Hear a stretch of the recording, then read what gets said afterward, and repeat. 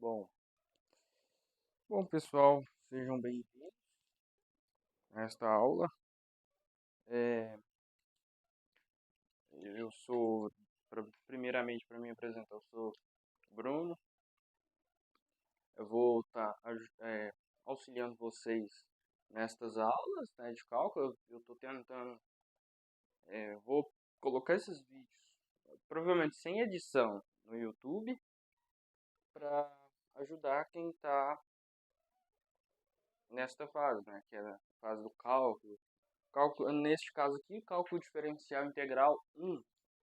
É uma fase que muitos estudantes têm dificuldades, né? Muitas pessoas têm dificuldades nessa matéria pela matemática básica, porque a matemática básica é é, muito falha, né?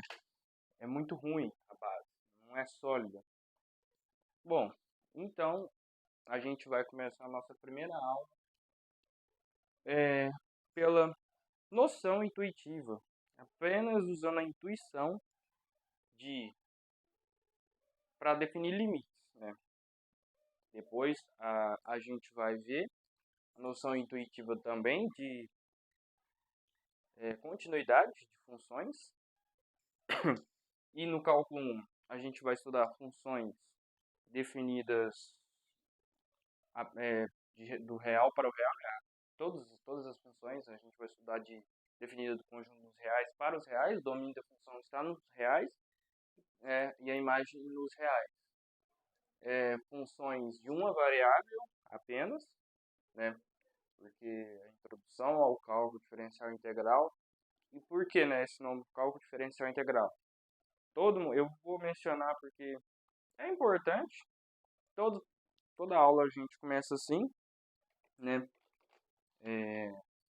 dando esse panorama do cálculo. Porém, aqui eu não vou falar de integral, nada de derivada, mas só apenas chamando atenção pelo nome, né? Por que cálculo diferencial integral? Cálculo diferencial integral vem de derivação, né, derivada e integrais. Mas para a gente começar a estudar depois, né, depois dos limites, a gente começar a estudar derivadas integrais, a gente tem que estar muito bem em limites. Por quê? Porque a definição de derivada é por meio de limites. Definição de integrais é por meio de limites, né? Mas, porém, a gente tem que aprender os limites, né? Então, só vamos dar, assim, uma coisa intuitivamente, né? Vamos observar essa seguinte sucessão aqui numérica, né? A gente olha aqui, para vocês observar que tem o limite de cálculo tá em toda a área, né? Bom, vamos observar essa seguinte sucessão numérica aqui. 3, 5, 7, 11... 3, 5, 7, 9, 11, perdão, né? É essa sucessão. Mas, observe que a gente sempre está pulando né, tem uma razão que aí a gente vai lembrar lá da PA, só para ter uma base. A gente tem uma razão que é 2, né?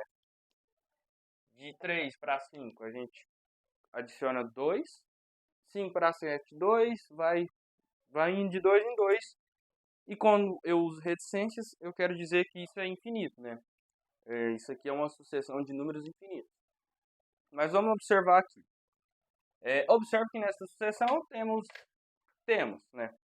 Aí o x1 é definido assim, é a seguinte lei de formação. 2 vezes 1 mais 1. Por quê? Por que 2 vezes 1 mais 1? Ó, 2 vezes 1 é 2, mais 1, 3.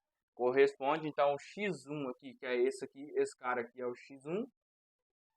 Ele tá certo, né? Tá seguindo essa seguinte lei de formação. Bom, x2 é 2 vezes 2, 2 vezes 2 é 4, mais 1, 5, a gente cai no 5.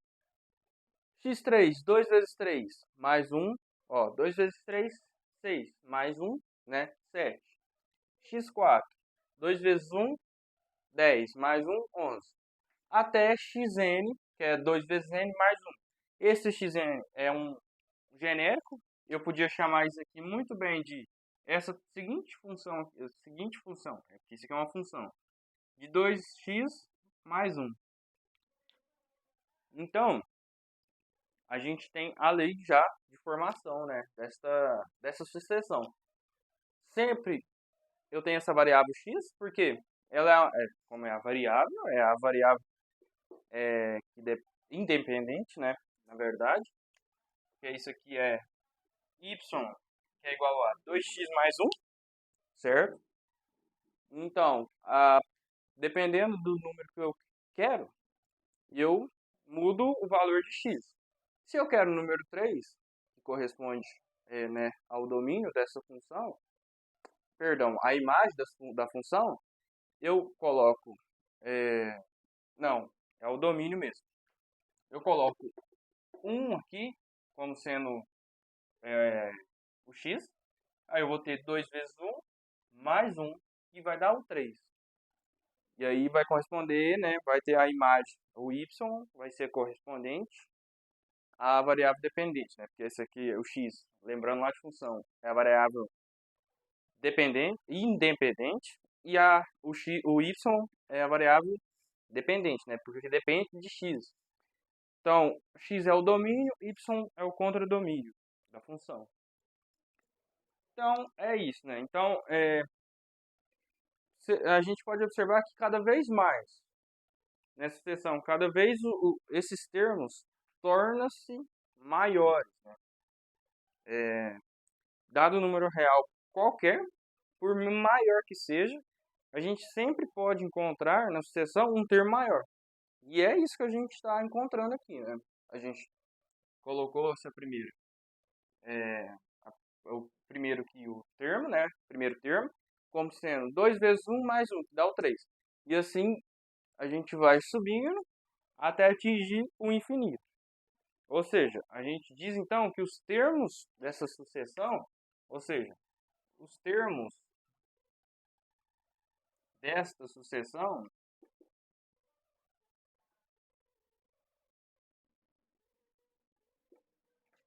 tendem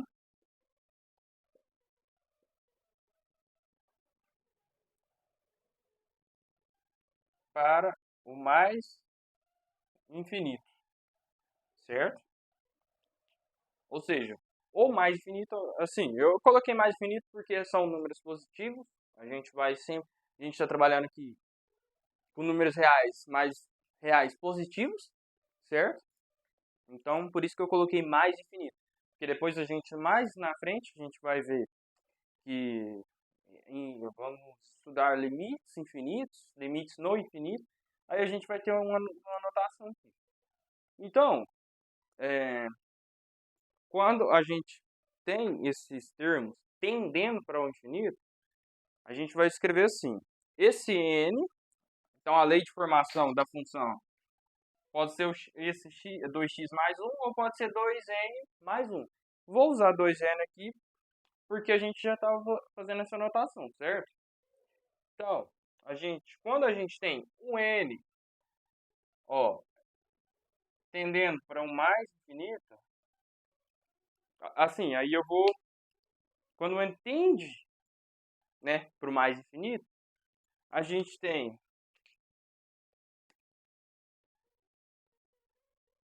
o xn, perdão, aqui não é assim não, tendendo também para o mais infinito.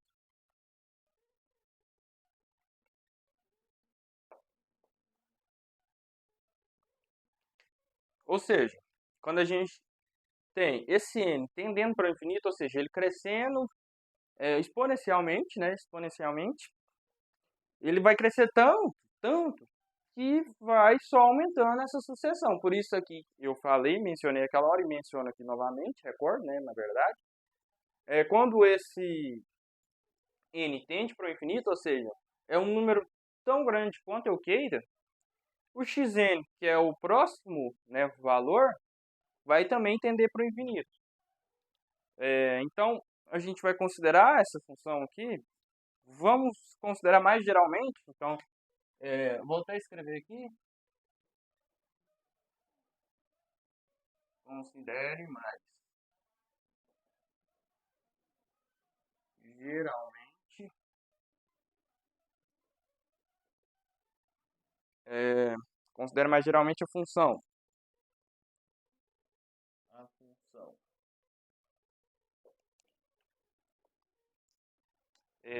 Função alfa, né? Assim, a gente não vai utilizar essa função, mas vamos chamar ela de alfa. Alfa, que ela está definida dos reais para os reais, certo? Dos reais para os reais. Definida, eu coloquei y aqui, mas a gente pode definir, como eu coloquei alfa, a gente vai definir como alfa de x, que é igual a 2x mais 1, certo? A gente tem essa função. Como a gente usou esse carinha aqui, né, o n, então, nesse caso aqui, vou até colocar em laranja, em particular, temos alfa de x, alfa de n, perdão, igual a 2n mais 1, certo? Então, com base que a gente viu aqui, ó, quando n tende, e quando eu vou, essa vai ser uma anotação aqui que vocês vão aprender agora, assim, intuitivamente, porém, a gente vai aprender formalmente, né? Vou passar definição formal depois, mas a gente já vamos pegando a nomenclatura. Essa seta aqui significa tender, ou seja, aproximar, né? Quando n tende a mais infinito, ou seja, eu quero esse n tão grande, eu posso tornar esse n tão grande quanto eu queira, pode ser qualquer valor, eu tenho o xn tendendo para mais infinito. E quando isso acontece, aí a gente tem a função alfa de n, né, ou alfa de x, pode ser. Eu tenho aqui. Então, eu vou usar a seguinte notação. O limite para x, porque eu vou usar esse aqui, x tendendo a mais infinito, eu vou ter o limite de alfa de x, perdão, quando x tende para mais infinito, é igual, presta bem atenção, é igual ao limite de 2x mais 1, quando x também tende a mais infinito. Por quê? Por que isso? Porque eu não defini alfa de x sendo 2x mais 1, ou seja, se isso é igual a isso, eu posso substituir isso claramente aqui por essa função, por essa equação, certo? Aí, quando eu tenho ali limite de 2x mais 1, e aí a gente vai fazer um método aqui, vai utilizar intuitivamente. O que eu devo fazer ali? Quando o x, quando esse x tende, né, para o mais infinito, eu posso substituir o x aqui. Mas aí, não, vamos substituir primeiro, depois eu falo o que eu queria falar. Então, eu posso substituir o x aqui, certo? Então, isso aqui, presta bem atenção. Eu substituindo aqui, isso aqui é igual, então, a 2 vezes infinito, 2 vezes infinito, mais 1. Esse mais 1 não faz diferença, só faz parte da lei de formação. 2 vezes infinito é infinito, mais 1 vai dar infinito de todo jeito, mais infinito, certo? Mais infinito. Então, a gente conclui que, então vamos, portanto, o limite para x tendendo a mais infinito de alfa de x é igual a mais infinito, certo? O que que eu queria falar? Bom, a gente, igual eu falei, substitui x aqui direto. Quando eu uso isso aqui, ó, x tende a mais infinito, eu posso substituir o x pelo valor. Se x aqui fosse 2, eu podia substituir x por 2. Porém, a gente vai ver que nem toda função a gente vai poder substituir. Somente em algumas funções a gente vai poder substituir diretamente, porque vai ter casos que a gente vai ter indeterminação, a gente vai ter zero sobre zero, infinito sobre infinito, que é uma indeterminação na matemática, e aí a gente vai ter que fazer manipulações algébricas. E aí eu recomendo vocês assistirem alguns vídeos, estudar bastante produto notável, fatoração, para saber manipular as expressões de modo que vamos fugir das indeterminações, né? Então, um pouco, intuitivamente, a gente tem isso, né? A gente intuitivamente vai fazer isso. E essa vai ser a nomenclatura que a gente vai utilizar, vai ser a notação que a gente vai utilizar para limites. Ou seja, o limite de alfa de x, esse alfa de x vai ser a função que vai estar descrita aqui, certo? Limite de alfa de x para x tendendo a mais infinito, aí provavelmente e toda função vai ser determinada por uma lei de formação. Nesse caso, a gente tem essa lei de formação para alfa de x. Então, limite de alfa de x quando x tende a mais infinito é igual, eu posso falar que é igual porque eu falei que é igual aqui. Então, se eu falei que é igual aqui, eu posso igualar aqui também. Então, esse limite é igual ao limite de 2x mais 1 para x tendendo a mais infinito, certo? Para x tendendo a mais infinito, porque eu igualei aqui alfa de x com 2x mais 1.